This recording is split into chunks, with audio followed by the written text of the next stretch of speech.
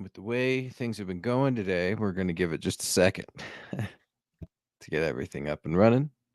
Some green check marks there. And here we go. What's going on, Broncos country? It's Wednesday night, which means it's time for another edition of Mile High Insiders with yours truly, Luke Patterson and Thomas Hall. Thomas, here we are, man. Just about a week away from training camp. We're in the Yeah. middle of summer. How are things going for you?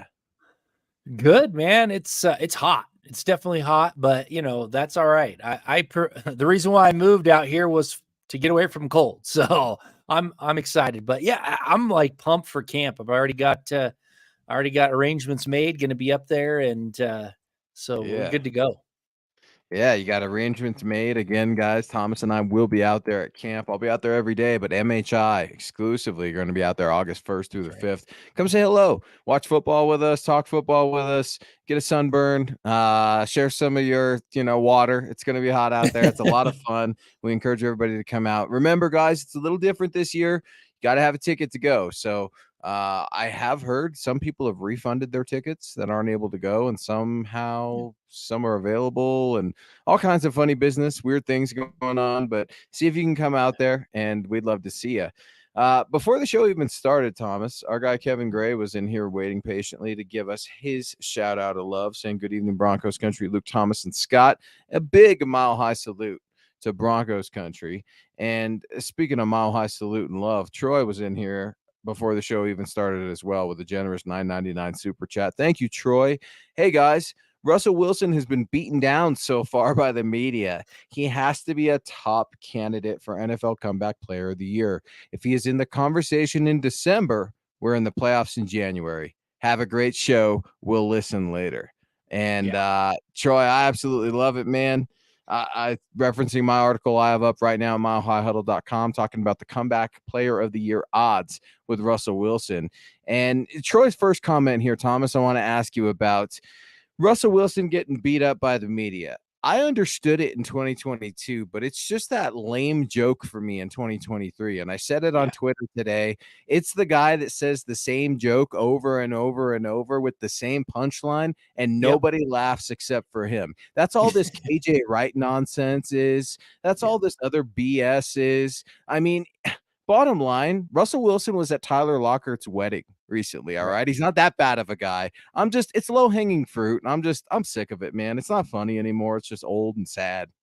I think we're all tired of it, really. I mean, other than the people that, like you said, that are writing about it, laughing at their same jokes, like Shooter McGavin and Happy Gilmore telling the same joke over and over again, right? Shooter's turn. That's right, Shooter's turn. But yeah, no, I'm with you, man. They beat him up, and you're right. Last year he was not playing well, but they went.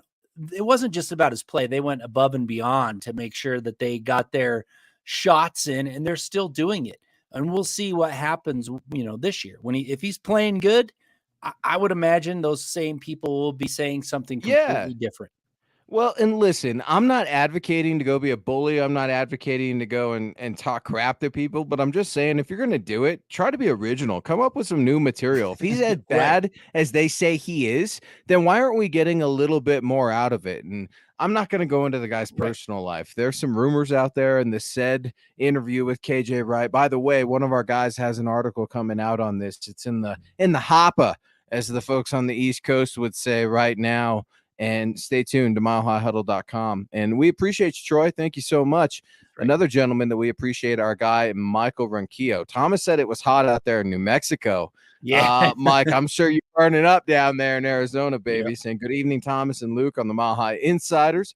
Go Broncos and buck 'em. And thank you for all your support. We really appreciate the stars, Michael. You show up for us and show out for us every single show, every single week. Today in Tucson, Arizona was 111 degrees. Good Lord, Michael. I don't know how you do it, man. A lot of water. Is it you try to not expose yourself to the sun, long sleeves? I mean, I don't. Big hat. Yeah, that's brutal. I mean, maybe one of those hats, they can hold some water a little bit. Try to, I don't know, 111 degrees. How about the baseball helmets with the two beer cans with the straws? Something like that. Keep you cool. To quote a great friend of mine, it's mostly water. when we're Yeah. talking Oh, about yeah. beer. I'm So if only you teasing. need to hydrate, then there we go. Our very That's own right. DVA's in the house too. I want to give Dylan a shout out. He's been working really hard this offseason. I appreciate you, Thomas. Appreciate you. MHH appreciates all your hard work that you do for us, man, especially at milehighhuddle.com. Sup, Broncos country. Make sure you hit that like button on the way in. Please share on all platforms and subscribe if you have not done so already. Our guy David, he's always showing up and showing out for us here on Thank you. MHI every Wednesday night. And be like David, go get a Buckham shirt. And we'll plug that here in just a minute. Good evening, Broncos country. Luke, Tom, Dylan, and Deacon Scott. 9 days, except for rookies. Hashtag MHH for life, Denver Broncos for life, and Buckham.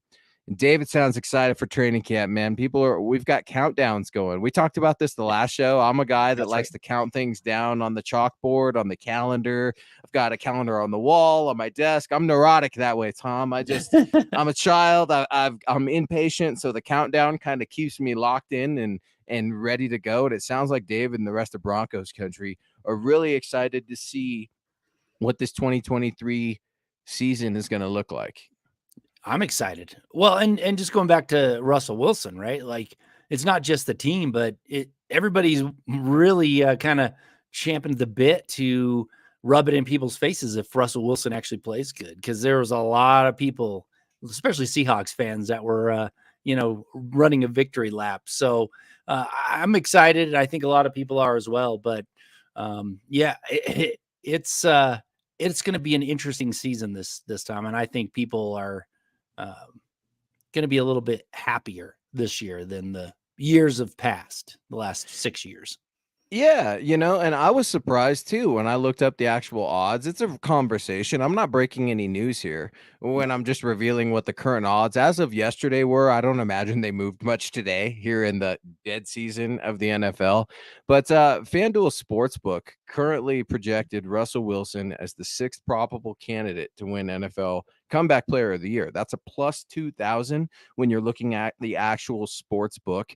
And just breaking it down real quick, meaning if you place $10, same amount that you would get for 2 dozen eggs, right, Tom? You could potentially win $300, again, receiving that $310 payout. And what's interesting when you look at this list, and something you said a while back ago that I'm going to give you credit for on these very airwaves. It wasn't your Friday show, wasn't your Saturday show. It was Wednesday show, baby. The best show of those three.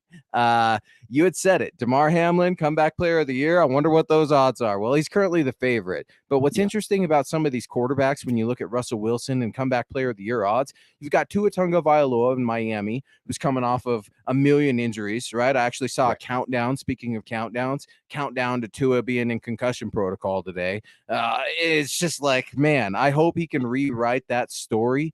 But at the same time, his health, that's no joke. You also look at Lamar Jackson. He got that contract. He also was a little banged up, and Matthew Stafford as well. So when you see these odds, Tom, plus 2,000 for Russell Wilson, do you think the wise guys are onto something here in Vegas? You go to Vegas frequently. You like a fun prop bet just as much as I do. What do you make of these odds? Russell Wilson, Comeback Player of the Year candidate. Yeah. Well, first of all, I said it a long time ago, and other people are kind of jumping on it. I said if Damar Hamlin and other people on Twitter and whatnot plays one single snap this year, he's winning it. So this bet is a fool's bet. If Damar Hamlin plays, he's winning it hands down. So the reason why my bad, odds, real quick, I said plus 2,000. It's plus 3,000. It's right there in my face too. Right. So I don't know how. Thank God Scott's watching, because someone's got to watch me. My mother couldn't be here tonight, folks, but Scott is. So thanks, brother. Yeah. But yeah, I had to jump in there real quick. It's currently plus 3,000. My bad on that one. I had to just clean it up. And no, I'm not telling you how to bet your money or anything like that. But sometimes it's an indicator, right? And that's just kind of what I was curious to get your thoughts on. The indicator is nobody's betting. That's why the odds are so high for everybody else. That's why there's such a huge gap from Hamlin to the next couple people. No one's betting on him because they know Hamlin's going to win it. So the reason why the odds keep getting better for betting on Russell Wilson is because not enough people are putting money on Russell Wilson. That's the problem. So the more odds you get, that's all Vegas is, man. That's all the odds are. They set the thing, and then it all changes based on how many people are betting, because they don't want to lose a ton of money, right? They never want to lose money. So they move the odds based on who's betting. It's an opinion poll at some point, really, is what it ends up being. So, yeah, yes, he 100%. is a prime candidate for a comeback player of the year. And he probably will be in a normal circumstances, but with Hamlin's, what happened to Hamlin last year, there's really no, I just don't, I would never put money on it. In another year, I would totally. I'm all for, I think Russell Wilson would be the leading candidate probably in other circumstances. Yeah, it's interesting, man. And, Damar Hamlin, definitely the favorite, and I can see why. And, it's opinion based. Just like you said, it's not always which candidate deserves to do it. I just feel like, man, for $10, a couple of cartons of eggs, I think I might jump on that one. Hard to say. I'm not a huge gambler, right? But it's an interesting conversation because that's the big question here in Broncos country. And just saw the comment. Someone else was agreeing, Brandon, that it's going to be Damar Hamlin. And I hear you guys. I really do. But the big question in Denver is, can Sean Payton fix Russell Wilson? And I think this is a little bit of a correlation when we look at it. I don't know, man. It's curious. It's encouraging. You see Russell Wilson working up there with Coach Prime, or rather at Coach Prime's facilities. And my guy, right, Jake Heaps, is out there promoting some videos. We have a few articles up on that on milehighhuddle.com. And Russ looks lean. He looks good. You can't judge a season based off of how a guy looks in a couple of pictures. But I think Broncos country is really excited to see a new version of Russell Wilson. See what Sean Payton can get out of him, and see what Sean Payton training camp is going to look like, Thomas, because some conversations you and I have had off air, I'm already hearing it's going to look a little weird this year out at training camp. What do I mean by weird? Different. It's not going to be the same traditional training camp of years past. Case in point, look at the ticket thing. It's a ticketed event. I mean, they've cut it down. They have a specific number they're letting in and no more. I'm also thinking that you might see a odd positioning of certain media outlets out there, and lack thereof or surplus of either or. Things are going to look different, and it's the Sean Payton way. And the one thing I've said on this show ad nauseum, say what you want about him, he's going to have it his way, and we're going to have to ultimately judge that based off of wins or losses at the end of the season. Absolutely. And, you really have to be out there at this point. You can't, there's not going to be enough people reporting to get all the tidbits that you can glean. So, I mean, you really need to see it for yourself. I mean, it's going to be an interesting thing, but you can see it from the berm just as well as you can from anywhere else, or better. So I'm excited going out there and watching. But the one thing that I will say about this comeback player of the year, before we move on to more topics, I'll echo what Troy was saying. If Russell Wilson is being mentioned, like at the end of the year, like he's in the running for comeback player of the year, then that means he's been successful. That means that the Broncos have been successful, because it really, I mean, let's face it, everything else is kind of in play. Injuries aside, if Russell Wilson can get back to his old self, they're going to be in the mix. They're going to be in the mix for the playoffs for sure. So I like what I'm hearing. And another thing that I'll say is, I don't think Russell Wilson lacks motivation. I mean, he's out there working all the time. Yeah, maybe he wasn't as lean last year, but he was still out there putting in the work. He just wasn't trim. Right now, he's doing the work to get trim, just like they want, and he's out there working hard. So it's not where he's like, I'm Russell Wilson. I don't have to do, what anybody says. So I don't think that's what happened. I don't think Russ let himself go. I don't think he was like any of that. I think he tried to be a pocket passer by bulking up. He's always been, quote, a little guy, right? And little guys take exception to that. And he's found a lot of success, not only in his life, but in his career. And he wants to improve. And I think that's commendable, because not every NFL quarterback wants to improve. Now, he wanted to do the wrong thing, so it didn't get him the desired result. So I'm not making an excuse for him, but to recognize it was the wrong thing and then fix it. I think it would have been really easy to say, yeah, I screwed up and I'm going to change things, and then just quietly go back to doing things the way he likes to do them. And maybe that's happening.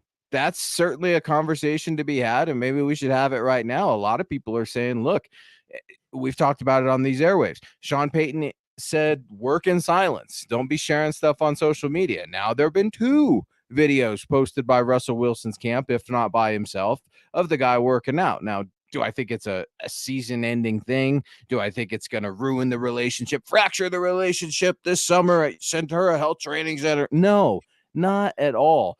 But it certainly makes Broncos country scratch their head a little bit and wonder, is it Sean Payton approved? Yeah, I mean, the play on the field is going to be what speaks the loudest. So, I guess I don't care that much. I'm sure Sean Payton's in control. I don't know if he has to approve these things or not, but maybe he's a little bit ticked. But in the end, is he came in to fix Russell Wilson. Russell Wilson seems to be doing the things that, from outside looking in, that what Sean Payton wants. So he posts a couple videos. Whatever. I don't really care. All up in the videos, like Suge Knight would say. Lawrence Rivera, my guy. Lawrence saying he's seen it coming from the start with Russ and Hackett, like it was over the water. Lawrence, come on, brother. I love you to death. Did any of us see it coming? Lawrence, maybe you did, man. Lawrence is one of those fans that's a super smart guy. And so, he called his shot. And I don't know. I was excited. Sometimes it's just that something new that gets you excited, right? A lot like in the dating world, it's no different when you're trying to find the right quarterback, the right head coach. It's all about relationships. And even though it's a results-oriented business, this is also a relationships business, a communications-based business. And speaking of communications, it's one of the reasons Vance Joseph is supposedly back. Quote, we're back.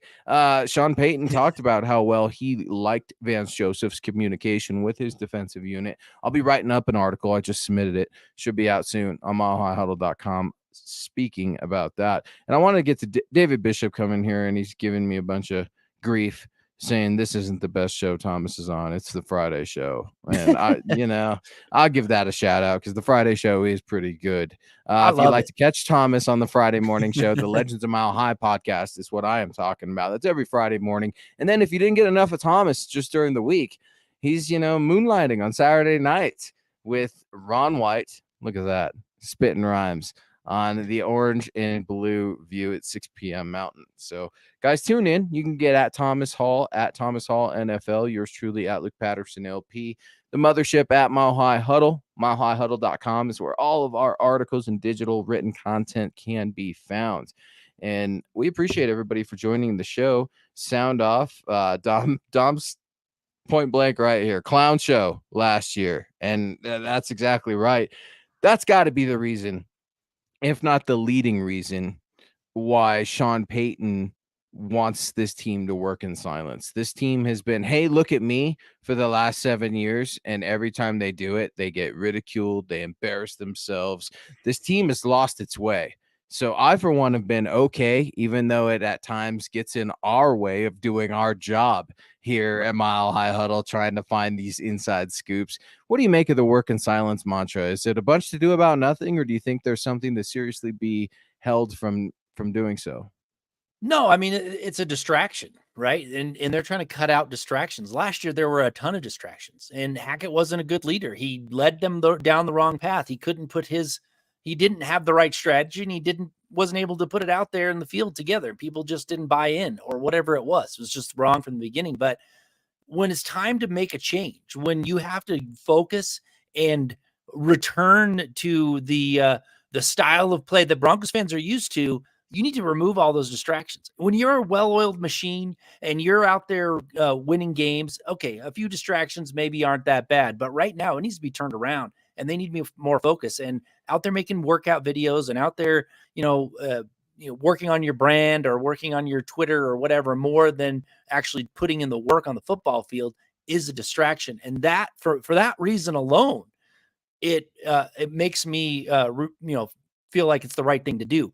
Now, a couple videos here and there probably isn't a huge deal, but distractions are going to derail this team. And so far, there hasn't been any significant ones from my perspective. I think Broncos country's wondering, about Russ. How much has Russ changed? He obviously still has Jake Heaps leading his private workouts, and that's his choice, right? I mean, we live in a beautiful country where you have freedoms like that. and no one is taking that away from him. Now, Sean Payton took Jake Heap's key card away, never let him in the building since he's been there, said he had never heard of a situation in which private quarterback coach had an office there with Russell Wilson, Nathaniel Hackett, that whole bizarre scenario that Broncos country witnessed. And an article I wrote up last year, and I was the devil in Seattle and Denver for asking, does anyone else think this is a little confusing on print? And I'm okay doing that, but I think it's a really good sign to see Russell Wilson embracing Sean Payton's change. But I also respect the man for doing what he wants to do. Now, it may not be something that I agree with, but he could be doing worse things with his time. Okay. He's not out there getting in trouble. He's not out there breaking the law. If anything, he's out there doing charity work. I did see an article that I think one of his clothing stores, him and his wife, Sierra, it closed in one of the malls, big malls. Shocker. It's a hard time. We live in a tough economy. So if you want to beat Russell Wilson up for things like that, then I guess be my guest. Go ahead. And you're probably a Seahawks fan. I'm just excited to see what a new look Russell Wilson looks like with Sean Payton. I think he's making the most of his time, at least in the offseason. And I would expect him, if I'm a fan, going out there to training camp, which I will be going out there to training camp with you, Tom. That's right. I would expect some fireworks, because I think Russell Wilson is going to be prepared and dialed in to Sean Payton's offense this summer. Well, last year we were out there. We didn't see a lot of crisp execution, right? In the offense. It was kind of interesting. I mean, to me, I was like, it seemed, and that's a key, are they getting in quality reps? I mean, I've said that on my show, that leading up to training camp that's one of the keys, quality reps, and they weren't getting it. If the offense isn't out there executing, that's not quality reps. If the defense is messing up all the time, that's not quality reps. This year, it's going to be different, right? I mean, and we keep saying that, but it really is. I mean, Sean Payton knows how to run a training camp. He knows how to run a team. He's been a leader in the NFL to the highest degree, getting a championship. He knows how to handle different players. I mean, he's done it for over a decade, right? So, almost 20 years for that matter. But, so we're going to see something different in training camp. And I will point out, you should probably follow us on Twitter if you want to get some scoops from training camp, because like we said early, there's not going to be as much media presence as there has been in the past. So if you want the scoop, you want some good perspective, make sure you follow us on Twitter so you can get that. It's a super fun time of the year, man. It's something we look forward to. You and I text about it all day, every day, just like a couple teenage girls talking about how excited we are for training camp and can't wait to break bread and talk some football. And Angel Rocco weighing in. Thank you for joining MHI, Angel. With Sean Payton's structured offense, Russell Wilson will execute more plays and know what he's doing. And Angel's right in the fact that that's the expectation. That's not to say that the expectation wasn't to win football games last year, but I think Broncos country and everyone on planet Earth could agree that Sean Payton could be described as direct. He definitely lets you know where you stand with him. He lets you know what he wants done, how he wants it done, and when he wants it done. So there's probably not a lot of confusion in what Sean Payton wants in terms of his offense, the day-to-day grind, the media policy, all these sorts of things. So when I hear people get a little bent and a little sideways about, oh, Sean Payton, he probably isn't happy because Russell Wilson's releasing videos, I wouldn't be shocked if Sean Payton signed off on some of those videos either. Sure. And I'm also not trying to start anything and say, I think Russell Wilson needs to run to Sean Payton for absolutely everything and say, Daddy, can I do this? No, not at all. They're both grown men. But at the same time, understand who's running the show, because that's something that's been missing in this damn city for a lot of years. That's right. Well, and it's a huge difference between last year and this year. I mean, there was videos everywhere, almost every day, some sort of videos. So, I mean, it's a big difference. 2 videos, it happens. He's still got to build, he still has a whole nother life outside of football, really. I mean, he's a celebrity, for crying out loud. Not anymore. That's done. Not anymore. Seriously, if you're a celebrity, then I hope you got your celebrity on in the NBA Finals, because it is time for football right now. I need you locked in. Before we get to my guy, GLP, who's just an absolute dog, I got to ask everybody, including Thomas, have you started the quarterback series on Netflix? I have not yet. Gary, I'm asking you too. Have you started it? Because it is pretty intense. I am all in. It'll get you so much more ready for training camp, guys. Go to Netflix, watch the QB series.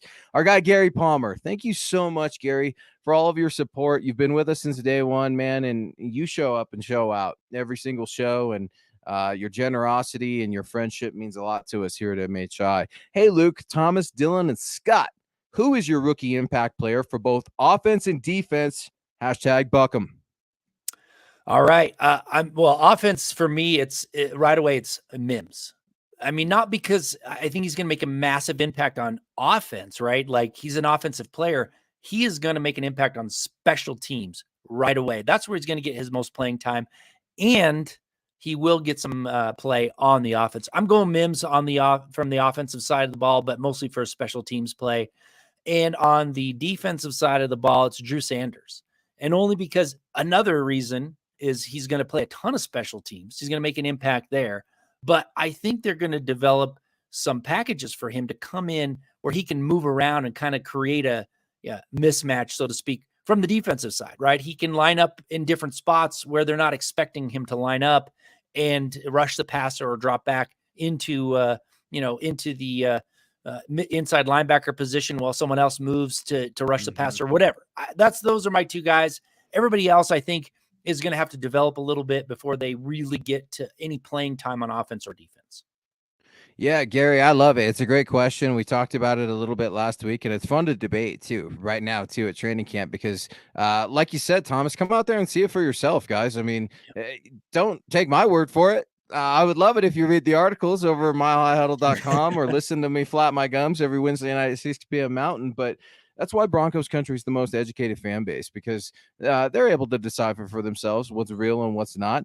And my rookie impact player on offense, I completely agree with you. It's Marvin Mims. And as soon as you hear respected people in the media like Cecil Lammey, who came on these airwaves and said Marvin Mims is the best wide receiver in the room today, back in minicamp, it gets me excited, and I can't wait to see what one-on-ones look like. Now, I don't know if I share the same opinion, but I'm also really excited about Riley Moss. It's a player you talked about last week. I've loved when you talk special teams. I think Riley Moss is going to be a special teams ace, and he's going to possibly work his way into the starting lineup by the end of the year. He's just an absolute dog of a football player, and I think Broncos country is going to fall in love with this kid from Iowa, a native and a track star, by the way. A lot of people don't think Riley Moss is very quick, and he's deceptive when you look at his film, and he understands angles, and he's a dog. I can't wait to see Riley Moss, man. I know Nick Kendall's excited about it. He's one of those damn Hawkeyes that they're everywhere. Iowa Hawkeyes are everywhere. A solid one hell of a college football program, tight end right out there in Iowa. So I'm excited. But Tom, you mentioned special teams, and I just got done talking about Riley Moss on special teams. I've also got another article up right now at milehighhuddle.com talking about 3 ways the Broncos can solve the logjam position at wide receiver. I mean, we've got a million wide receivers in there. You've got a couple of them that supposedly are up in the air for trade, and then they're not for trade, and now we're wondering if we're keeping the phones on. That was one of my keys. Just keep the lines of communication open. I'm curious to see what that looks like. You've got to make an impact on special teams. That's number 2. And then really the cream always kind of rises to the top, right? I mean, that's what we see. It's undeniable when you're out there. So when I ask Broncos country to come out and visit with us and have fun watching Broncos football in the summer, come make your own decision. See for yourself. I mean, the what you see on the field doesn't lie. You don't have to be an advanced analytics guy. You don't have to work for Pro Football Focus. You can come out there, see what exciting plays happen, see who's consistent, and see who loves to be there. That's something that just can't be beat. Well, they're all football players that they drafted. It seemed like to me they weren't just athletes; they were football players, and that's a big thing. When you go out there to play special teams, you got to love the game, right? Because you're not a star; you're out there busting your butt running down the field. But I'll tell you, I'm going to reveal something. Talking about wide receivers, that I'm doing. The training camp preview on Legends of Mile High, and this coming up is some players that will have a ripple effect across the roster, and one of them is a wide receiver. And it's mostly due to how he develops in special teams. It's Callaway, right? If Callaway already has a little bit of a head start being in the Saints offense before, but if he can show that he can be a really good special teams player, along with being able to be that fifth wide receiver, it's going to have a ripple effect across the roster. You're going to see a couple of those players that were, promising last year, or a veteran wide receiver gone. You're going to see them probably use less wide receivers on the roster, so that you're going to open up other spots. And he's a key for me. And if he's played a little bit of special teams, not a ton, but if he's going to be the fifth wide receiver, he's going to have to play a lot more special teams. So when we're out there looking at training camp, we should watch how well he does for special teams, because that will give you an indication of what happens with the rest of wide receivers. 100%. Special teams needs to be addressed. It's been horrible since the early 2000s. I mean, I don't know what it is. I don't know if it's like baseball where there's a curse on the special teams unit, or it's just bizarre. There have been highlights. Don't get me wrong. I mean, you look at, and I referenced it in my article over there at MHH.com, that Brandon McManus, we just waved goodbye to probably the biggest silver lining in last Super Bowl 50 champion remaining on the roster. But this team has got to develop a proud special teams culture. I mean, I need guys, specifically wide receivers, that are willing to be football players. Are you willing to be a gunner on the punt team? Are you willing to wedge block in training camp if asked to do so? I mean, like, these are the things that Sean Payton isn't going to ask. He's going to demand. And if you don't want to do it, he's going to find someone else that does want to do it. Maybe that's been happening already. When you look at some of these guys at the wide receiver position, the tight end position, that are coming in from Sean Payton's system, maybe he's saying, look, I'm going to see if I can get the best out of these young guys over at the Broncos, maybe even the veteran guys over at the Broncos. And if they can't perform, I've got guys who will. And they may not be the biggest flash in the pan players with highlights and all these potentials and crazy workout videos, but they'll damn sure get the job done. And I'm excited to see what the wide receivers look like, because we know they're the diva, right? The prima donna of the NFL. But damn it, you need good wide receivers, and wide receivers are what gets fans excited. And that's watching Justin Jefferson play. I mean, you can't tell me watching a guy play like that in Minnesota with Kirk Cousins in that offense doesn't get you going if you're a football fan. Same with Joey Burrow and his squad out there in Cincinnati. I mean, when you have a dynamic playmaking wide receiver who is an alpha dog, they take over games. Broncos country wants to know, who's that going to be in this crowded room of receivers? I don't know. And someone's going to have to step up. I mean, Cortland Sutton was definitely on that path until he got hurt, and he's not really been the same. I mean, if he's back and his mental game is back and he's ready to go do what he did, but a little bit better in his second season there, I think he's the one. But, just one last comment about special teams. The draft, almost every pick was really special teams focused for the first year. And that's why I keep saying that KJ Hamler from the wide receiver, he is not going to be on this team because he doesn't play special teams. He's not going to be the punt returner unless he wows them. You're not going to have a fourth or fifth wide receiver who doesn't play special teams. Unless they decide to trade one of the top three guys, then he doesn't make the team.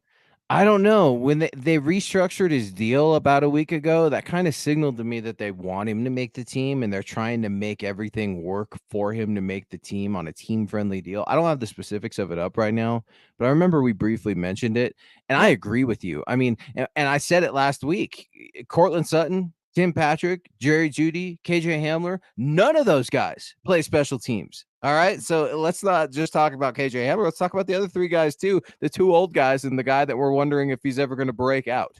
I mean, so when I see Lawrence's comment in here, Lawrence Rivera saying, look, I'm not particularly impressed with any of our wide receivers. I get it, some might have talent, but they're all pretty much unproven. I can't really push back against that because I can see where logic and reason comes into play here. Now, that's not to say things can't be turned around. That's not me saying don't come to camp because it's going to be boring. I think that Sean Payton is going to push this team, specifically the offensive wide receivers, harder than they've ever been pushed before. And Zach Azzani's a nice enough guy, but Lord knows it was time for a change and to try to do something different over there at Centura Health Training Center. And I think that's what you'll see with the wide receiver group this summer. Well, I'll tell you, the first three wide receivers don't need to play special teams. They don't. I mean, you keep them out there, you got three receiver packages, but fourth and fifth and sixth guys do. So if they keep Hamler, if they keep him because they have a team-friendly deal and they want to keep him around, he's going to be inactive until someone gets hurt.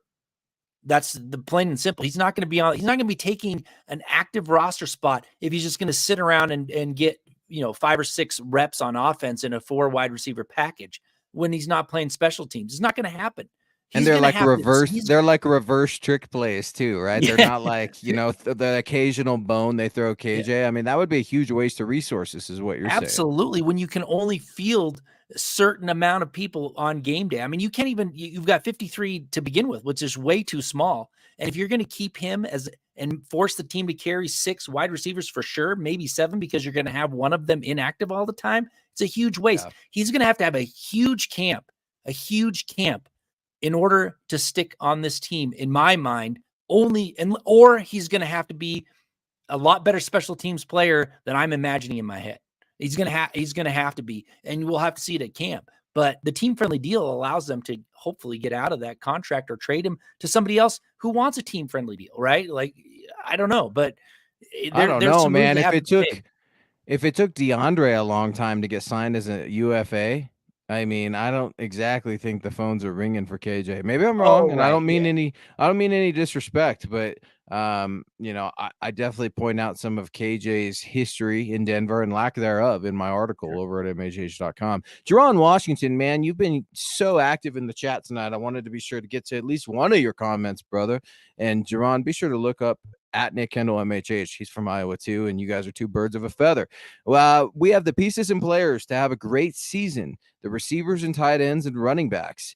And let's get into the tight end conversation a little bit, Jerron. I mean, Sean Payton is describing the kind of role that he envisions Greg Dulcich having, that quote joker role or athlete role, as I like to kind of better describe it in layman terms. If there is a layman terms for football, it's pretty simple, folks. It's not rocket science. It's not. Anyone who has you pretend it's rocket science is just floating their ego. It's child's game we're covering here. It is what it is. Greg Dulcich, I'm excited for it. I don't think he's the complete traditional wide tight end that Sean Payton's accustomed to, but I also see Sean Payton trying to evolve his stance a little bit in the modern day game and try to get with the times in 2023 and utilize the resources that he does have. You did see Adam Troutman come over from the Saints in a draft day trade, I think day 3. That was surprising. I think Albert Okwuegbunam is on notice, and it's too bad because I think it's a waste of talent, and I finally get to say the guy's name right. Nick Kendall actually helped me with that for years, and now by the time I can get Alberto's name right, he's one of those guys just like KJ Hamler that's fighting for a roster spot here. I mean, he needs to come in and impress, and he needs to show a willingness to block if he's asked to do so. He needs to catch every single ball, something he struggled with in training camp for seasons now. And same with availability. He's been banged up too at training camp. And when you're not getting these reps, that's when you get these journeyman tight end that come in and pass you up over and over. And we see it every single year, Thomas. These journeyman tight ends come into the Broncos. They share a little success for a season or two, and then they move on. We really haven't had a long-term answer at tight end since Julius Thomas left. Yeah. Julius Thomas was definitely a product of Peyton Manning for sure. I wasn't totally impressed. Very athletic, but I'll tell you, I love the first 3 tight ends. I think Dulcich got what it takes to take that next step. He came in as a rookie after being hurt and actually played very well. And Gil Whiteley, who, legend in the media, was on my show. He specifically talked about Dulcich. He was very impressed. And so, you've got a couple people who watched the game that were impressed with Dulcich. So I was impressed with Gil Whiteley on Legends of Mile High on Friday morning. Go back and listen to that podcast real quick, folks, because it's cool, man, whenever we can get another perspective on. So I definitely wanted to plug that real quick, man. Every Friday mornings, tune in to Thomas's show, but go back and listen to a couple Fridays ago where Gil Whiteley came on. It's definitely worth the time. Yeah, for sure. But being impressed with him, I liked him. I think he can take the next step. But I keep going back to special teams, right? You got Chris Manhertz, who's the blocker, but he's going to be playing a ton on special teams, right? Adam Troutman is your second kind of pass catching wide receiver, really coming in. Yeah, Albert O is, unless he can jump in on special teams again, is probably not going to be around long. I mean, it's just the way it is. I'm not trying to like push special teams all the time, but the way it is every person on a team plays some position all the time other than the backup quarterback. The backup quarterback's the only one that sits around and doesn't do anything, right? Everybody else is on the field doing something, and that's special teams. Manhurst is going to play special teams. I would imagine Trotman's going to play special teams. Alberto is going to have to either really, really impress or show that he can play special teams to stick around. And I'm not trying to, I like the guy. I mean, I think he's got a lot of qualities, but he doesn't have a well-rounded game. He's not going to, I don't think he's going to unseat Dulcich for the starting role. So he's going to have to find a niche, some sort of niche that he can, fill out. Niche. I like the way you that say he can that. fill out on the team, right? He's got to have some sort of something that he can point to that shows that he can play all the time. No, I hear you, man. And here's the thing. I'm not trying to, like you, I'm not trying to bore people to death with the special teams narrative. And I know maybe not a lot of people want to hear it because special teams is not fun on the day in, day out basis. But when you look back to games being won and how close sometimes these games are, and I went back just a little bit ago, I was writing an article before we hopped on the show, and I had to go back and look at the Kansas City Chiefs streak. And I'm trying to make a point, and I'm like, look, they were close, but no cigar last year. They were close twice. They had the Chiefs on the ropes. And in the damn Netflix series, Pat Mahomes is referenced in one of those games, man, of having a horrible game, throwing 2 picks to Josie Jewell and another pick to, I think, Pat Surtain or Justin Simmons. And then all of a sudden, what does he do? He comes storming back. Sean Payton, and I'm going to say this with all due respect, he's sick in the head, man. He is so sick about being a competitive alpha winning head coach. He wants every edge he can get, so much so that in his past, he's went beyond the rules to try and get that done. Now, that was in the past. I'm willing to give him a second chance. I've always wanted him to be the head coach. I needed to be honest and transparent, making the point, right? We tell the truth on this show. We don't make up any BS or fluff. Sean Payton understands competitive advantage, and he understands how crucial this special teams unit is. And I think the biggest identifier in that whole thing, if you're looking at evidence to support Sean Payton's philosophy with special teams, he got rid of Brandon McManus. He is shaking that unit up because whether Brandon should have been here, whether he should have been gone, we'll find out when we see the kickers at training camp, right? I mean, we don't know that position is solved. But if you want to shake up a team, out with the old, in with the new, attention to detail, and again, distraction. You cannot be a distraction and be on Sean Payton's football team. And I love Brandon McManus. I appreciate and respect everything he's done in our community and for this football team. Wouldn't have a championship without him, right, in 2015. But it's crucial that people understand special teams is going to be a little bit of a show, I think, this summer. A lot of people, usually, Thomas, if I'm being honest, and Scott, I don't know about you, but when we're on the road and we're scouting and it's special teams period, you know what I'm doing? I'm tweeting. I'm uploading stuff. I'm trying to get videos to social media because it can be boring at practice. That's not going to be the case this summer at Broncos training camp. And it's because jobs are on the line. And if you want to make the football team, you had better be a football player instead of whatever the hell your respective position is. Well, and you think about the focus they've already put on. I already mentioned that the draft picks had an eye towards production on special teams. I mean, you can just see those guys playing special teams. But not only that, he brought in 3 coaches that were specifically special teams. I mean, he has an assistant, what is it, his assistant head coach or whatever. Assistant to the regional manager. Yeah. They're everywhere. He's got Dwight Schrute, Michael Scott, and then, a Jim in there. And I referenced that too in my article over there for 3 keys figuring out the wide receiver logjam, because I mean, talk about an overhaul. You go from like 1 or 2 guys to like 3 or 5. Okay. Yeah. It's a focus. I mean, you can see the actions that they've taken is focused on special teams. So it is going to be a huge deal. And going back to players who are on the bubble, if they can play special teams, they're going to have a spot on this roster. If they can't, they're gone. It's plain and simple. And even some players who you wouldn't expect that are going to be gone because they can't play special teams. That's it, man. And I wanted to get to Jason Phillips here real quick. And Jason sounding off on the topic of our show tonight, which is the current odds for Russell Wilson to win AP Comeback Player of the Year in the NFL in 2023. They're right around plus 3,000 right now. I've got an article up at milehighhuddle.com. Please check it out. I'd really appreciate the read.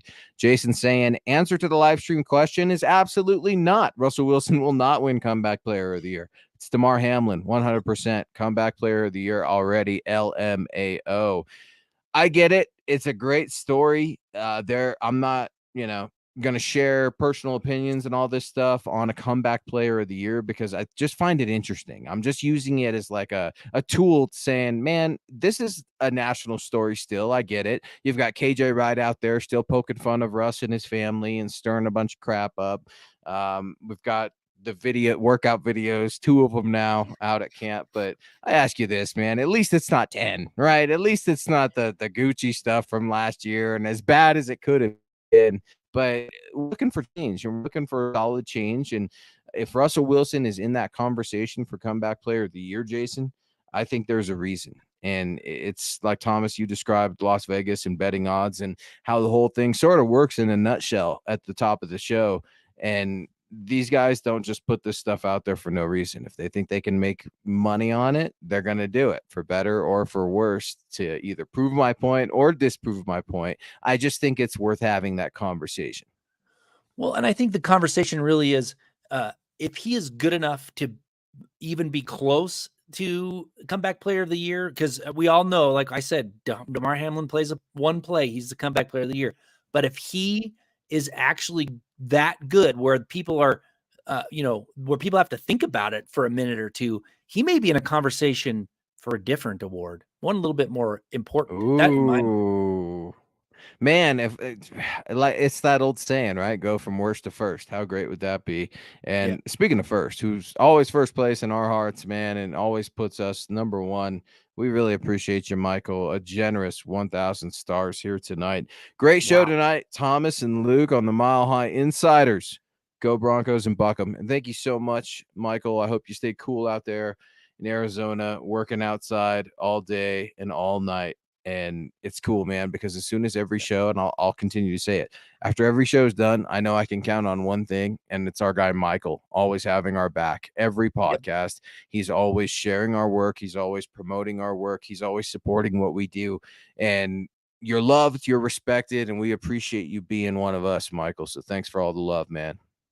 And it's hard to get support, people watch this, can watch show, don't watch show, but someone that actually comes at it makes a point to support the show. It's amazing. I mean, we're so thankful because it's hard to grow a show. It's hard to grow a following. And, so just doing that is very, very important to us. Yeah. So thank you, Michael. And furthermore, I know I'm joking talking about betting $10, a couple, things of eggs is the same amount of $10. Dude, times are tough right now. So we get it. If you can't donate, that's totally okay. You're giving us your time, the most valuable thing here on this planet. We'll always say that, and we'll always thank everybody, including Michael, who continues to lead the way and keep the lights on here in the off season. And it's been cool, man. We're talking Russell Wilson. We're talking the wide receivers.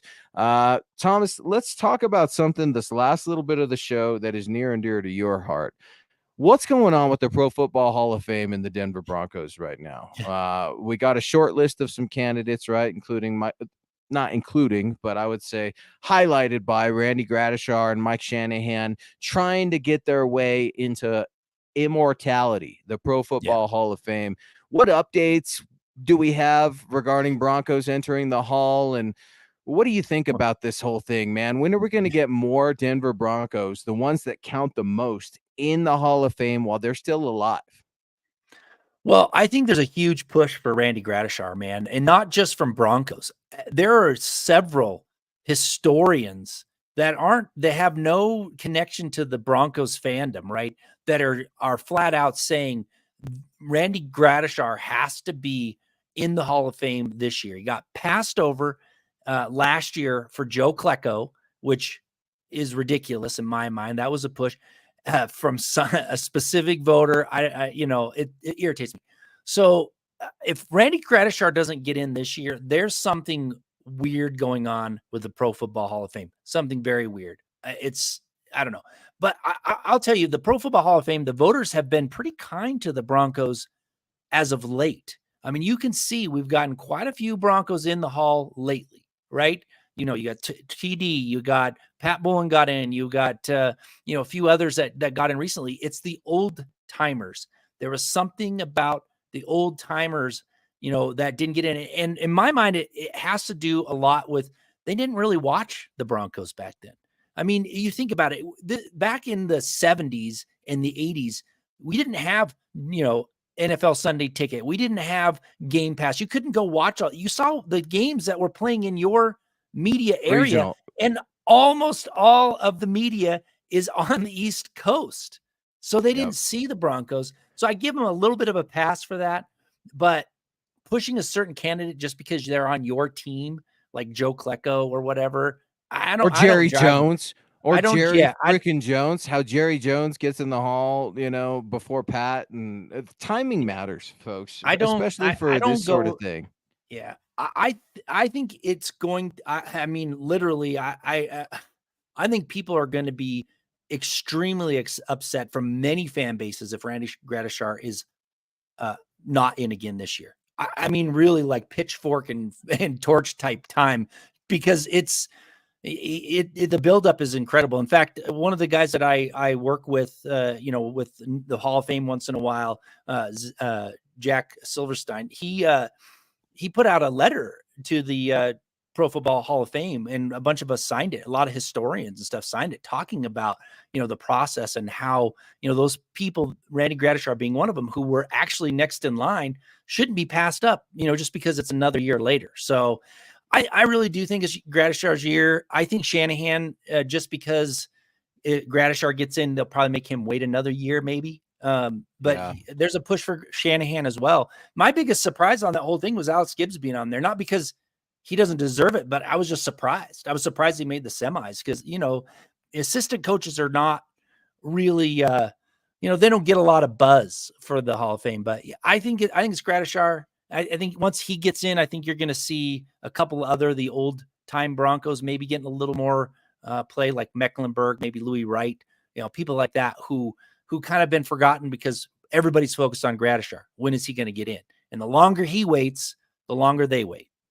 The longer everybody else waits, man. It's that Bronco bias. I don't know what it is, but they're biased against us for all the wrong reasons. And there are plenty of guys you hope they make it into the Hall before they're too long in the tooth. That's what I mean by timing matters, man. And you know what? Like, you talk about exposure and these guys not having exposure. That's why Pat Bowlen changed the NFL forever. I mean, not only the Denver Broncos, but I mean, talk about exposure. The man changed programming for how the NFL currently operates and the trajectory that it's currently on. So I think Broncos country's justified when they say that they're a little pissed off by the whole, we're being held out for the sake of being held out. And you look at some of these greats and you absolutely wonder, when is enough? Troy coming back in real quick as we start to close out the show, and we really appreciate it, Troy. Another generous $4.99 super. Hey guys, if you cover this, I apologize. Never apologize, Troy. But what did rookies do today, and when did they report? Playbook, conditioning, lifting, full practice, all of that? Yeah, I don't really know, but I'm assuming it's definitely not full practice on the first day. Probably playbook, meetings, stuff like that to get acclimated. That type of thing. We're not privy to what actually happens because it's pretty closed down there. But yeah, they're not going to go out and really practice on the first day for sure. Probably the first couple of days. It's just an acclimation, for the rookies since they've never been there before. So once they get acclimated, you'll see them start to practice a little more. You'll see, and then when the vets come in, they're going to all be practicing together. So, well, what's weird? I know that's like a hokey response, and you wanted more out of Thomas, and I co-sign everything he just said. I'm on Twitter right now looking at some guys like Mike Liss. I'm not seeing a lot. Based off of today. What do we know? We know that they reported. It's a standard operating procedure, right, to get these guys in a little bit earlier. 2 camps have already set off, right? 2 or 4 at least, depending on how the schedule's released, the Hall of Fame game, all of those sorts of things. Bottom line, Troy, it's time for training camp, man. The Broncos next Friday. report to training camp, and it's going to be Right. really exciting. We get to see a new look. Russell Wilson and the Sean Payton era has definitely began. I would imagine all the above that you mentioned there. I mean, the playbook, conditioning, lifting, similar things that they have been doing, probably tuned up a little bit. And the coaching staff is probably educating these rookies on what to expect at training camp. Why? Because Sean Payton, that is his big thing. Education, training, resources, giving these guys the most they can give to put them in a position to succeed. And I would imagine Sean Payton's laying out his expectations for each and every rookie and letting them know exactly this is how you make this football team. Doesn't matter where your draft class status is today. I want to see you guys improve, and I want to see that you could play in the National Football League. And that's something that's been missing around here in Denver for a very long time. Yeah, agreed. I think you hit the nail on the head. So it will be fun to watch. I can't wait. This is interesting from Zebulon saying he doesn't think owners should be in the hall. It's a weird idea. Players and coaches, sure, but just feel like parents trying to get clout from their kids or something. Fair enough, 3 owners. I hear your point, Zebulon, right? Like, I mean, how many owners can I really name right here if you put me on the spot? I'm right there with you, bro. Like, probably not many. I mean, you'd probably be surprised, but not many. I see what your point is there, but we talk about contributions to the game. And that matters significantly. Without these contributions to the game, some of your players never get a chance. Maybe they never have an opportunity. Maybe they never get drafted. Maybe they never sign a contract. All these sorts of things matter. So I will push back against that. But Zebulon, I wanted to definitely throw that out there because it's important we have these conversations that we disagree on, right? I mean, it's sports, for crying out loud. If we can't have a simple disagreement over the Pro Football Hall of Fame, then what are we doing? And that's what we like to do here on this show every Wednesday night. Well, I'll tell you, I'm kind of with them. I think the contributor role has gotten way out of hand. Yes, there are people that contributed to the NFL and made it a little better. But in the end of the day, it's about being out there on the field. Those are the people that go out there, put their blood, sweat, and tears out onto the field, right? They're the ones out there doing it. It should be more players, less contributors, and less coaches in my mind. I think if they really wanted to turn that around, they would make it one contributor coach every other year, 3 seniors every year, and then add one more modern player onto the roster. I think you're getting out of hand. I mean, they're putting a freaking official. They put an official in the NFL Hall or the Pro Football Hall of Fame, an official, right? I get it. He contributed to the game and it was great, but he wasn't out there playing. Nobody cared about the officiating unless they made a bad play, So I think I think it's getting out of hand, and I'll agree. But I do agree that there are certain owners that need to be in there, but it just doesn't need to be as frequent. And Pat Bowlen's one of them. He made a huge impact on the game. Plus, he created a perennial winner, one of the best teams in all pro sports. So there's some exceptions, but I think it's gotten too far. It's gotten too far, and man, the Pro Football Hall of Fame, the voting process, all that, I don't know how you cover it, man. It just gives me a headache and pisses me off. And it's just like the world we live in today, man, where it's anything goes. It's right. Your feelings, matter more than someone else's, and it's unfair, and it just bothers me. So I'm gonna hope and pray and continue to see that guys in the orange and blue make it in there. It's very hard for me to get hopeful or excited, and for good reason. But Michael, I hear you, man. Pat Bowlen, he definitely changed the game. And I think about Mr. Bowlen a lot, and I've talked about, personal experiences that I've had because of Pat Bowlen and some of the opportunities I've been afforded because of Pat Bowlen. And it's nice to know that I feel like his tradition of having a commitment to excellence has been reignited here in Denver. I'm not going to say it's back, right? Even though Vance Joseph we're back. It's just, I think it's been reignited. I think it's been recognized that if we want to have good business, these are the values that we need to have. And they very closely resemble the same values that Mr. Bowlen had as well. And guys, this is going to be pretty much a wrap up for the show tonight here on MHI, where you can catch Thomas and I every Wednesday night at 6 p.m. Mountain. He is Thomas Hall. at Thomas Hall NFL on Twitter. Yours truly at Luke Patterson LP. We'd very much appreciate it if you subscribed, liked, and shared wherever you get the show. If you want to be like us, rock some MHI gear, MHH gear, your favorite podcast. We've got all kinds of them over at mhhmerch.com where you can get your swag on. If you're joining us via Facebook, we appreciate that. If you would like to join us via Facebook, that's facebook.com/Mile High Huddle Pod. On Instagram, all the kids are loving Instagram, and apparently we're on Instagram too. I need to get an Instagram, Thomas. I know you just got one, and here we go, baby. At mile_high_huddle on Instagram. Please leave us a podcast too, wherever you get these shows. We take them to heart. We want to improve, and we want to continue to get better. And it's been a fun show, man. This time always flies. We're going to be coming at you with a very special show next week, a training camp preview of just 2 days, right? I mean, we'll be doing the show on Wednesday, and then 48 hours later, I'll be out there at training camp, man. So I'm looking forward to chopping it up with you and Scott next week. I am too. I'm excited. I mean, I've been doing a preview, kind of, what to look for at training camp, kind of leading up to it, but this is going to be like, real in-depth stuff, so join in next week. It's going to be awesome because it's going to be the big show before we're actually going out there and putting our money where our mouth is, so to speak. Always, baby. Always. And just like our guy DVA, Dylan Von Arks, great conversation as always. To everybody in the chat who made the show special tonight, make sure you share the pod on all platforms. Hit that like button on the way out.